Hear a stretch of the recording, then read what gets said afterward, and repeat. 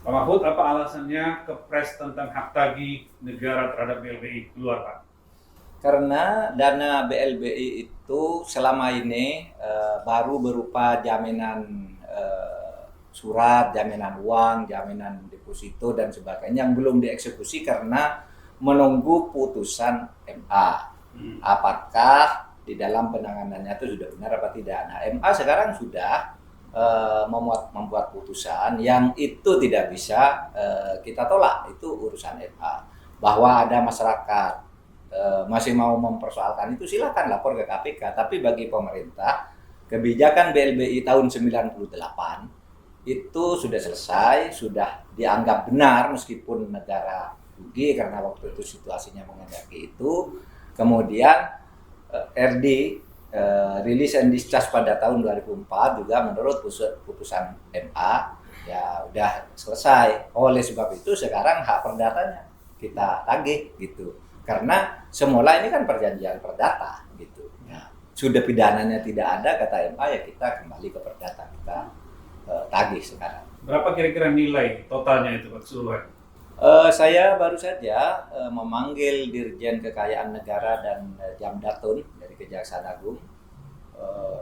Tadi menghitung 109 lebih, hampir 110. Jadi bukan hanya 108 triliun tapi kira-kira 109 lebih. Tapi dari itu yang realistis untuk ditagih berapa ini masih sangat perlu kehati-hatian gitu. Ada sebagian orang yang mempertanyakan kenapa KPK tidak dilibatkan dalam tim ini, Pak. Nah itu dia. Kalau KPK diikutkan tidak tepat. Pertama karena KPK itu lembaga penegak hukum pidana. Lalu yang kedua, ya KPK itu adalah lembaga dalam rumpun eksekutif, tetapi bukan bagian dari pemerintah. Sehingga dia seperti Komnas HAM dan sebagainya. Dia kalau masuk ke tim kita nanti dikira di setir, dikooptasi dan sebagainya. Biar dia bekerja lah. Kalau memang ada korupsinya dari kasus ini, nanti kan bisa dia ikut, bisa tetap diawasi. Meskipun begitu, saya sudah koordinasi dengan KPK. Saya perlu data-data pelengkap dari KPK karena KPK tentu punya data-data lain di luar soal hukum perdata yang bisa ditagihkan, bisa digabungkan ke perdata karena pidananya sudah diputus. Hari Selasa besok saya akan ke KPK. Setelah Kepres turun, kapan tim ini mulai efektif bekerja, Pak? Sebenarnya gini, kita tuh mulai bekerja udah lama.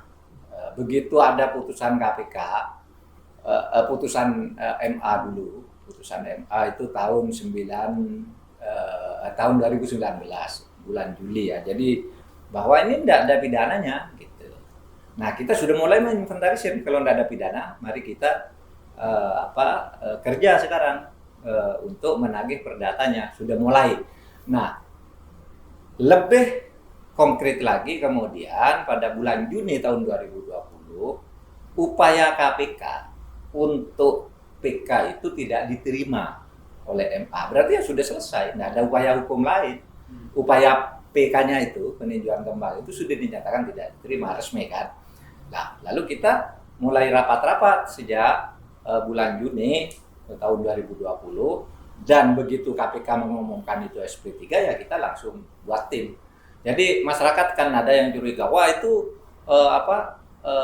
membuat perdata itu menghilangkan pidana. Memang sudah hilang, tapi kalau masih ada, bukan hilang, memang bukan sudah hilang, memang sudah diputus tidak ada pidananya itu oleh Mahkamah Agung. Nah, kalau KPK mau terus ngawasi, masyarakat masih punya data lain, silakan ke KPK. Kita pidananya ini negara harus selamatkan uang 109 triliun gitu. Seberapa nanti dalam misalnya tahun ini dapat berapa, tahun depan dapat berapa, itu adalah uang negara yang meskipun rugi jika dibandingkan dengan kucuran pada tahun 98, ini tetap harus diselamatkan gitu. Seberapa transparan nanti tim ini akan? Oh pasti transparan, karena ini kan hak masyarakat untuk tahu. Nanti akan ada pemanggilan, kemudian akan diumumkan uangnya berapa, yang bisa langsung dieksekusi gitu, seberapa besar gitu. Kita nanti akan transparan kepada masyarakat. Mengapa saya katakan bisa langsung dieksekusi yang tidak? Karena begini, dari uang yang harus ditagih sebesar 108 sampai 109 T itu ada yang berbentuk sertifikat bangunan, ya kan? Ada yang berbentuk sertifikat bangunan.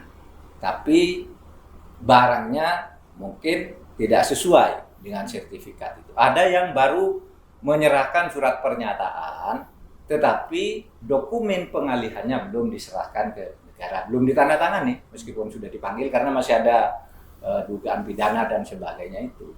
Kemudian ada juga yang nilainya itu barangkali sudah naik, ya sesudah dijaminkan dulu ke negara ini sekian. Nah, sehingga timbul tafsir apakah ini jaminan pelunasan kredit ataukah aset itu dikuasai oleh negara. Itu juga tentu kalau bagi kami itu aset negara karena pada waktu itu nilainya di bawah itu. Kalau sekarang berkembang lagi sesudah 14 tahun kan ya 16 tahun misalnya berkembang.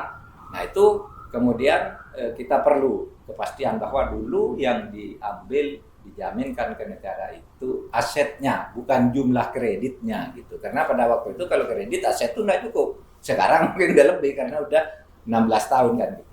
Nah, macam-macam gitu itu harus jelas posisi hukumnya gitu. Nah, akhirnya saya ingin katakan bagi generasi baru atau bagi orang yang tidak mengikuti kasus ini sebagai kasus hukum dan kasus penyelamatan ekonomi negara, ingin saya katakan bahwa kasus ini adalah limbah masa lalu ke sekarang. Kasus ini dibuat tahun 98 karena waktu itu terjadi krismon di mana bank harus diselamatkan. Nah, sesudah bank diselamatkan lalu diberi dana, tahun 2004 itu harus diselesaikan. Nah, disitulah muncul jaminan-jaminan, muncul orang yang mendapat surat keterangan lunas dan sebagainya. Itu 2004. Nah, jadi ini sudah lama. Kami hanya bertugas meneruskan, tidak ada di sini untuk melindungi orang, untuk memojokkan orang, tidak ada. Daftarnya itu sudah ada sejak tahun 2004. Lalu kita uji sekarang secara hukum. Dan insya Allah lah kita akan bersungguh-sungguh dalam hal ini.